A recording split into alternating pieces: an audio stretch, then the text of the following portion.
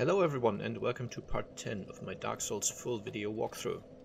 So I've returned to Firelink, let's talk. How did that old man make it back?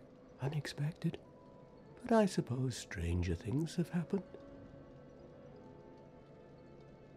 How did that silly sorcerer's apprentice end up? You know, the one always prattling on about Master Logan. He left for the Undead Burg, but never came back. Serves him right. If even old Big Hat can't make it out there, what chance does he have? I hope he enjoys his new life as a hollow. What now? I'm not up for chatting. Leave me alone. Oh, hello. I'm considering a change of location. I have a rather pressing matter to attend to up above. That keeper has served me well, but enough with her. Okay, I'm going to kill this guy now. Just bear with me for a moment while I figure out how to kick properly. It's a bit finicky. Well, what have we here? But this is the easiest way to kill him. And now I'm going to reload the save game to get his drops. He drops a very good ring. And if you leave him alive, he will eventually do something very bad, which I will show you, but not on this character. And if you kill him early, you can get the Ring of Favor and Protection, which is very handy. Well, I see you made it out. Yeah, I made it out safely too. I have my Pyromancy of the Great Swamp, so I can usually manage with a bit of care.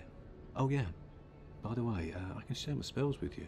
I think you have a knack for it. All you need are the materials. I'll be pleased to help you. And unless you find the magics unsavory. Yeah, wonderful. I'm sure that they'll be of some use, some assistance. Here, first take this.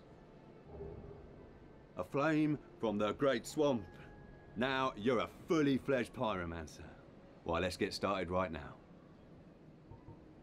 Pyromancy is the art of casting fire. Produce flame, then channel it, just as our ancestors did. A pyromancer must be in tune with nature herself. My home, the Great Swamp, is an abundant store of nature. You will understand one day. It only takes time. Pyromancy has a, well, rather primitive aspect to it. It meshes poorly with advanced culture, and pyromancers are considered rather unsavory, which is fine, as I never got along with anybody anyway. So, for me, turning undead didn't change a thing. A pyromancer's flame is a part of his own body. The flame develops right along with his skill. When I gave you that flame, I gave you a part of myself. Please take good care of it. Goodbye then. Be safe, friend. Don't you dare go alone. He is just the nicest guy. Okay, one more thing I wanted to show you here. This is what happens after you ring the first bell. If you go into this area, you hear someone snoring quite loudly. But for now, that's all there is to this particular section. Right, some more NPC stuff. Did you see them? The 3 young clerics headed for the catacombs to seek kindling.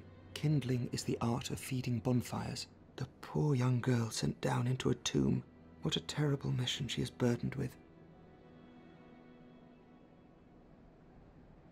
Oh, hello. Well, you certainly are keeping at it. Myself, I'm fine. Let's get started straight away. So I'm using the souls from Gaping Dragon on this character to buy the Bellowing Dragon Crest Ring, some sorceries that I still want, and then I'll level up a little bit after that. The fall control is quite handy, so I'm getting that as well. It decreases fall damage, as the name sort of implies. All right. That'll do it. That should help you on your journey. May we meet again.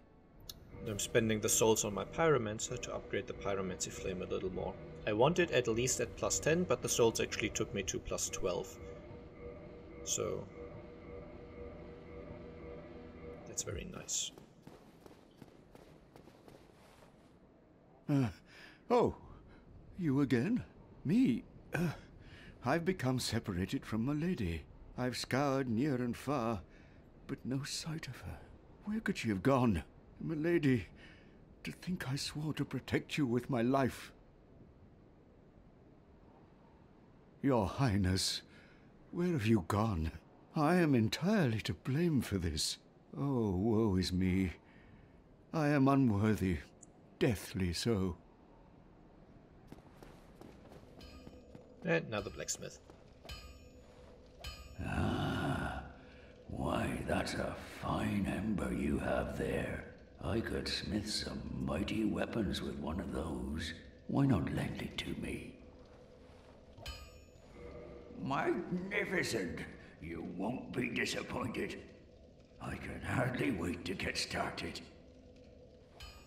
My, that's a rare ember you have there. I've seen one of those before. It's the ember of a divine blacksmith. Might you consider leaving that with me? I could produce divine weapons with a flame such as that. Well, thanks for that. You've made a fine decision. You soon shall see.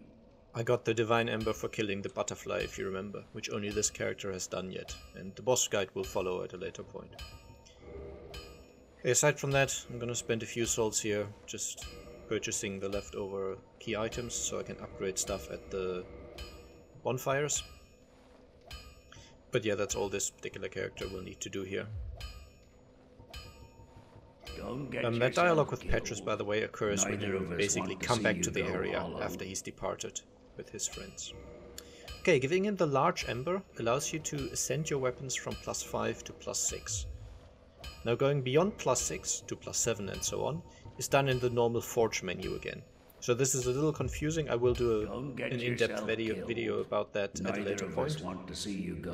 But basically 2 + 5 normal upgrade, 2 + 6 ascend, and then 2 + 10 is normal upgrades again.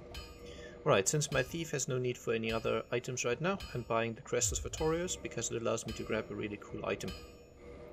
And I'm also upgrading the dagger and the sword to +6 Don't get each. yourself killed.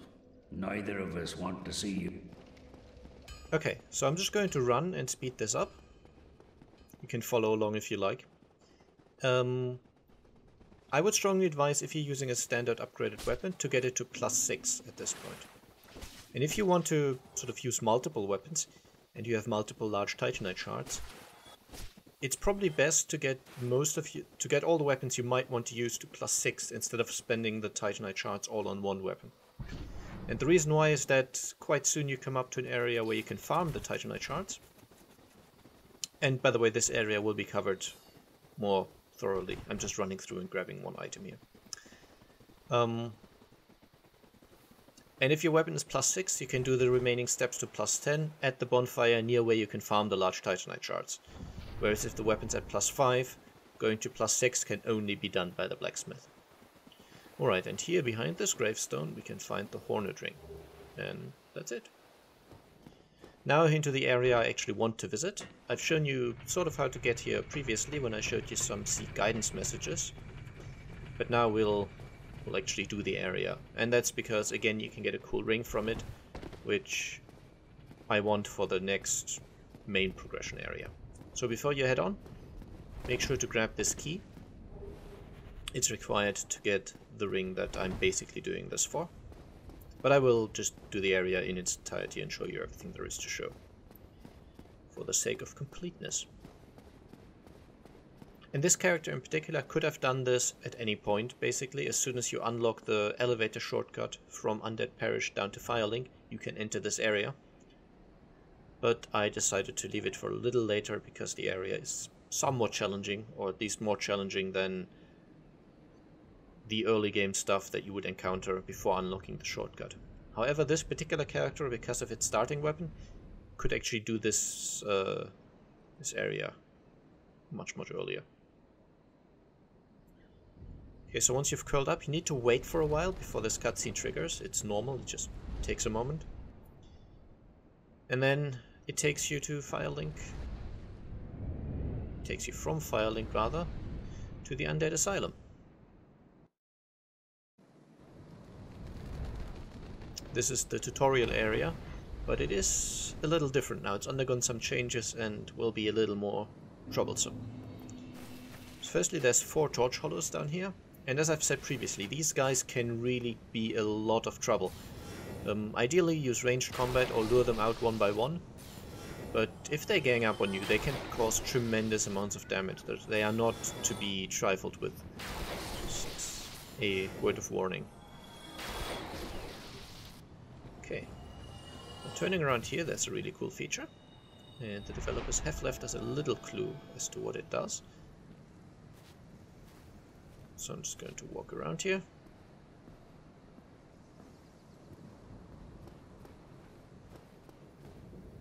And here it tells us exchange. That's because in this nest there's an NPC of sorts, and you can drop items here and basically trade them for other items. You, give me warm, give me soft. And so I'm just going to do some of these items. There's a complete list on the wiki for this game, so go there if you want to see the complete list. I'll put up a link. But after you've left an item, the easiest way is to reload the game. Give me warm. In order to make the exchange happen. Soft. Anything that reloads the area will work. In this case, Prism Stone turned into a Demon Titanite. And similarly, I will leave a Dung Pie as well, which will also turn into a Demon Titanite. It's because I want to use a weapon on this character that requires Demon Titanite to upgrade. And this is an easy way to get 2 free Demon Titanites, which are usually a lot harder to get because they only drop from the Titanite demons, which are quite a bother to fight. Right now, heading into the area proper, I will avoid the center of this room for a very good reason, which you will see towards the end of the video. There are 2 standard hollows here. These are not too dangerous, but still be careful. And then resting at this bonfire just to have a safe point in here. Otherwise I would be respawning at Firelink and have to do the whole crow scene again. Now in this room where Oscar was previously, he is now turned hollow and tries to kill you. Here we can take out the new Pyromancy Flame for a spin.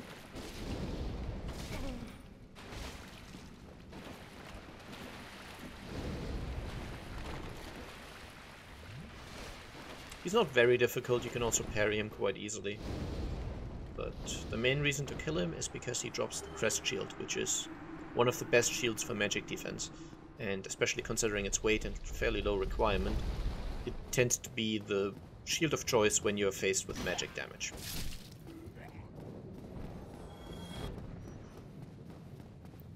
And through here, which is where we did the plunging attack on the Asylum demon, the first time we were in the tutorial. There's still the exact same constellation of hollows. There's 2 melee ones and the arrow one in the background, shooting you.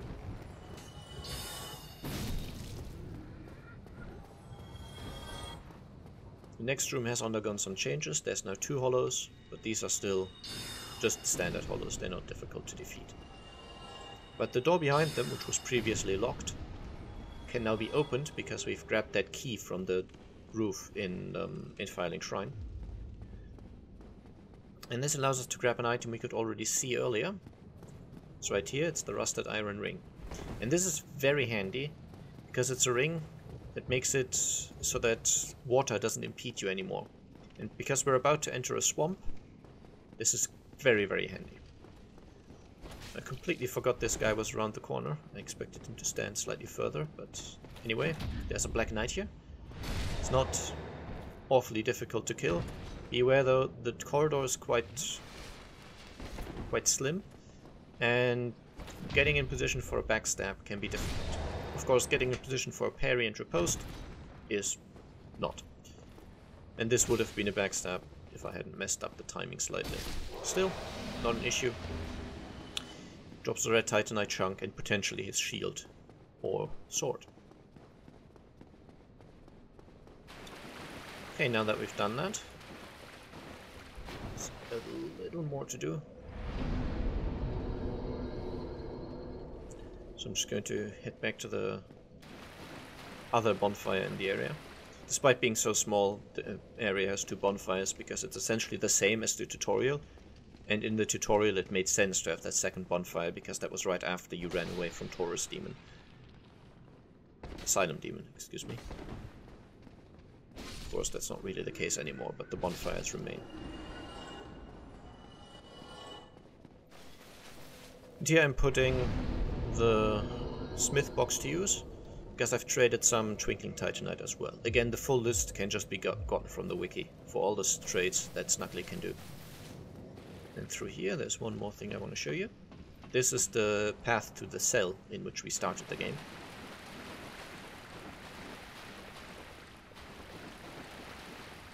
And this corridor is now similarly guarded by a Black Knight. He's another one wielding a standard sword. And he can be fought in pretty much exactly the same way. Except the corridor is a little wider here. So you can still parry, of course, but it's a little easier to get around him for backstabs, which tend to be easier and safer to do, because parrying requires much better timing. And in your cell, there is now a peculiar doll, and this will become important for an optional area later on in the game. So remember that we found it, but it won't come up for quite a while. In fact, you'll never actually see that it's being used, but it is a requirement, and I'll show you and tell you where it is needed. Right, now that's all the general exploring that's to do in this area. It's not very expansive. Now there's just a boss to face. So in this room, I avoided the center, and this is why. Now as you drop down, you need to be really careful, because the boss starts attacking almost immediately, and you will be at half health or thereabouts from having fallen down. So depending on his attack, you may want to dodge forwards or backwards. Again, there will be a full boss guide which goes into more detail. And I'm also just showing you here quickly why this character could have done this right at the start of the game. Because while the damage that my bandit's knife does is very low, it has a bleed effect, and this boss is very vulnerable to bleed. And that's why every third swing, or roughly every third swing, does so much more damage. That's the bleed damage taking effect. So my standard swings really don't do much, but the bleed effect, once it's stacked up, does a ton. And this bleed effect does not depend on the upgrade level of the bandit's knife. This would work equally well with the bandit's knife +0. And so while the rest of the area would still be quite difficult, because yeah, you still have to face the Black Knights and Oscar, which are both not quite so easy to cheese with the bandit's knife. On a character that has the bandit's knife, or really any other bleed weapon if you got one early, you can do this area as soon as you unlock the Perish to Firelink elevator shortcut, and you can get the reward for the boss fight really early on, which is of course incredibly handy because it's a very early boost of souls that you're not really meant to have, so it's quite high. As you'll see in a moment.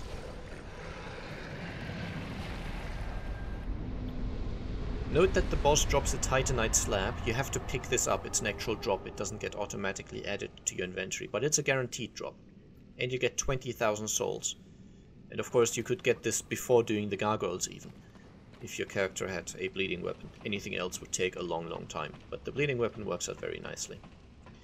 And then after the fight you climb up this ladder, and this drops you back into the corridor right before your starting cell. Right now I'm just gonna head back. On the way back you don't have to wait quite so long in the nest, you just curl up and the cutscene plays instantly. So you only have to wait that one time. If I now went back to here, the cutscene would also play instantly. Anyway, that's all there is to do in the asylum. Really, I mostly did this for the Rusted Iron Ring, and you'll see why. Maybe next episode, maybe the one after. Probably the one after, actually. I hope you got some useful tips here. As always, feedback is highly appreciated. I hope you enjoyed, and bye-bye.